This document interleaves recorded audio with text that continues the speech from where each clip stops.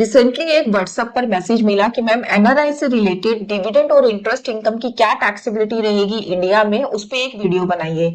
तो चलिए आज की वीडियो में हम डिविडेंड इनकम को डिस्कस करेंगे। तो डिविडेंड से रिलेटेड जो आपकी इन्वेस्टमेंट है उसको हमने 4 सिचुएशंस में डिवाइड किया है। नंबर 1, आपकी जो इन्वेस्टमेंट है वो बिलोंग करती है जब आप रेजिडेंट थे, तब आपने इंडिया के शेयर्स में इन्वेस्ट किया था, तो उन्हीं शेयर्स पर आपको डिविडेंड इनकम अर्न हो रही है।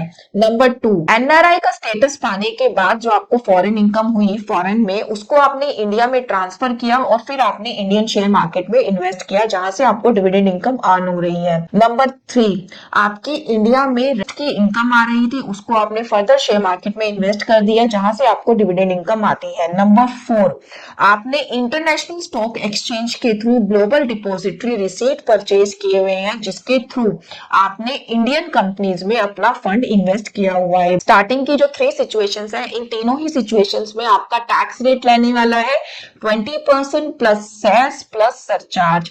सेस का रेट आपका होता है 4%, जो कि 20% के ऊपर कैलकुलेट किया जाता है। भी रेट आपका रहेगा 20% प्लस 4% ऑफ 20%। इसके अलावा जब आपको ये इनकम अर्न होगी तो इसके ऊपर टीडीएस भी डिडक्ट होगा इंडिया में, जिसका रेट सेम रेट रहेगा 20% प्लस 4% सेस। और अगर आप अपना पैन कार्ड नहीं देते हैं, पैन नंबर नहीं है अगर आपका इंडिया में, तो ये रेट बढ़कर हो जाता है 30% प्लस 4% सेस। अब बात करते हैं फोर्थ सिचुएशन की। फोर्थ सिचुएशन में जो कि आपने जीडीआर ग्लोबल डिपॉजिटरी रिसीट के थ्रू इंडियन कंपनीज में इन्वेस्ट किया है, इस केस में आपको टैक्स पे करना होता है only 10% plus cess plus surcharge as the case में बी। तो क्योंकि ये जो डिविडेंड इनकम है ये आपके फॉरेन अकाउंट में आती है, इंडियन अकाउंट में डिविडेंड इनकम आती ही नहीं है, तो यहाँ पर रेट का थोड़ा सा आपको कंसेशन दे दिया गया 10%।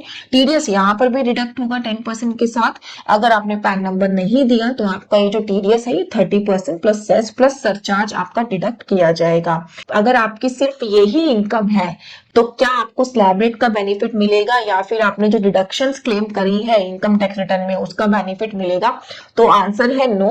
ना तो आपको स्लैब रेट का बेनिफिट मिलेगा और ना ही जो आपकी चैप्टर 6A की डिडक्शंस है उनका बेनिफिट आपको मिलने वाला है। डिविडेंड इनकम के केस में फ्लैट 20% या 10% से आपको टैक्स पे करना होगा इन सभी इनकम्स के ऊपर। जब आप अपनी इनकम टैक्स की रिटर्न को फाइल करेंगे तो वहां पर आपको इनकम फ्रॉम अदर सोर्स में डिविडेंड इनकम को दिखाना है।